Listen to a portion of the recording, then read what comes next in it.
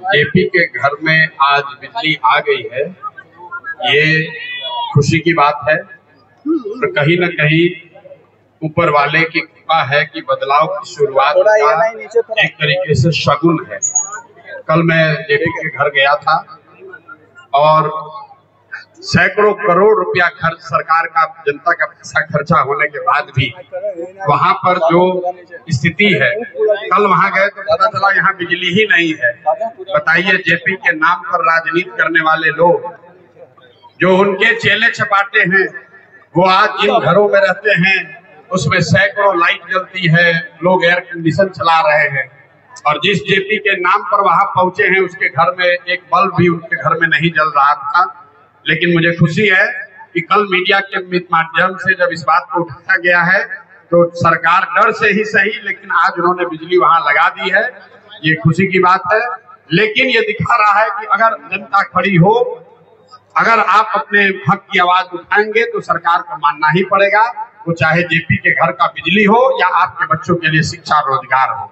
अगर आप अपने बच्चों के हक की लड़ाई लड़ेंगे तो सरकार को झुकना ही पड़ेगा, क्योंकि लोकतंत्र में जनता मालिक है। जो जनता कहेगी वो सबको सुनना ही पड़ेगा।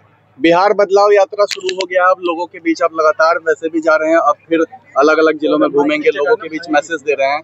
क्या कन्विंस हो पा रहे हैं लोग? क्या भाई, लोग कन्विंस हो रहे हैं कि नहीं, आप खुद जाके देखिए। आपके सामने हमने लोगों से पूछा, हम तो भाषण देते नहीं है, लोगों से पूछते हैं भाई क्या चाहिए। लोगों ने कहा लालू नीतीश मोदी से छुटकारा चाहिए, बिहार में जनता का राज चाहिए, बिहार में बच्चों के लिए शिक्षा और रोजगार चाहिए।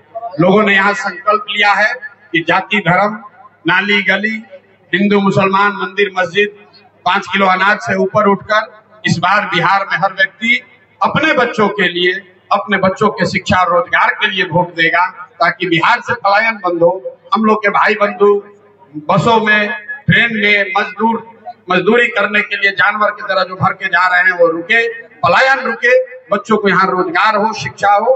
लोगों ने संकल्प लिया है और मुझे भरोसा है कि लोगों ने झूठा संकल्प नहीं लिया है। जो संकल्प लिया है, अगर लोग उस पर कायम रहेंगे तो नवंबर में बिहार में एक नई व्यवस्था दिखेगी और बिहार से अंधकार दूर होगा।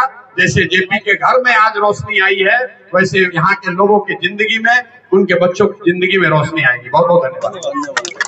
आपको समझना है, अगर ये बात आप लोग समझ जाइएगा कि आखिर ये बदलाव यात्रा किस लिए है, तो आप समझ जाइएगा कि आपके बच्चे का भविष्य, आपका भविष्य, आपके पूरे परिवार का भविष्य कैसे सुधर सकता है। बस यही चीजों को समझना है कि आज से 40 साल पहले भी हम लोग सबसे गरीब राज्य में होते थे। आज से 40 साल पहले सबसे गरीब होते थे, सबसे अशिक्षित होते थे और सबसे ज्यादा बेरोजगारी हमारे यहाँ थी। और आज भी आप देखिए तो 40 से 45 साल